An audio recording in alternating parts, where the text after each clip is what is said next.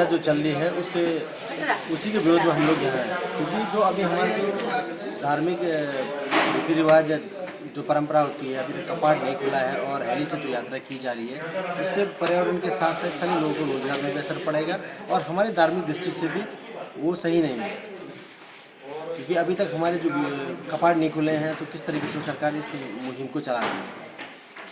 इसीलिए हम लोग पूरे क्षेत्रवासी चुनाव बहिष्कार करने जा रहे हैं, क्योंकि सरकार अभी तक हमारी सुन नहीं रही। पिछले 3 महीने से हम लोगों ने लगातार ज्ञापन दिया सरकार को, लेकिन सरकार की तरफ से कोई भी सक्षम अधिकारी। बड़ी खबर सीमा क्षेत्र धारचूला से। सीमा क्षेत्र धारचूला के आसपास के ग्राम लोकसभा चुनाव को बहिष्कार करने पर अड़े हुए हैं। लोकसभा चुनाव से पहले ये एक बहुत बड़ी बात है। एक तरफ देखा जाए तो प्रधानमंत्री नरेंद्र मोदी का दौरा इस क्षेत्र के लिए बहुत अहम माना जा रहा है, लेकिन यहाँ के ग्रामों के चुनाव बहिष्कार के बाद नरेंद्र मोदी के दौरे पर सवालिया निशान खड़े हो गए हैं। इस बड़े विरोध का कारण यहाँ शुरू होने वाली हेली सेवा, जिसका विरोध लगातार जारी है, जिसको लेकर यहाँ ग्रामवासियों का मानना है कि हेलीकॉप्टर से हमारे देवी देवताओं के ऊपर से गुजरेंगे, जो हमारी आस्थाओं का खिलवाड़ है। दरअसल पर्यटन को बढ़ावा देने के लिए यहाँ सरकार द्वारा हेली सेवा शुरू की गई थी। हेली सेवा यात्रा के संबंध में व्यास जन समिति के प्रतिनिधि और पर्यटन विभाग के उच्च अधिकारियों, जिसमें अपर सचिव, MD, KMVN, CDO पिथौरागढ़ के साथ बैठक संपन्न हुई। समिति ने पुरजोर तरीके से अपनी बात रखी एवं अधिकारियों को विरोध के कारणों से अवगत कराया।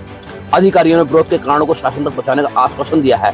समाधान न होने तक समिति ने चुनाव बहिष्कार पर अडिग रहने का निर्णय लिया और जब तक हेली सेवा का विरोध में मुहिम चलता रहेगा, जब तक विभाग हेली दर्शन योजना को पूर्ण रूप से बंद नहीं करती है।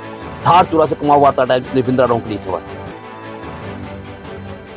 आदि के अलग की जो यात्रा है वो धार्मिक यात्रा है, और जिस तरीके से उत्तराखंड टूरिज्म और कुमाऊं मंडल यात्रा करने जा रही है वो कहीं से भी कहीं तक सही नहीं है। मैं कहना चाहूँगा कि स्थानीय स्तर पर जो हमारे विधि विधान है, पौराणिक काल से ही हम लोग जो पहले पूजा पाठ करते हैं, उसके बाद कपाट खुलते हैं, उस विधि विधान को बिल्कुल उन्होंने दरकिनार किया है। और आदि क्लास के कपाट खुलने से पहले ही उत्तराखंड टूरिज्म, कुमाऊं मंडल निगम और ट्रिप टू टेम्पल यात्रा करने के लिए जल्दीबाजी कर रही है।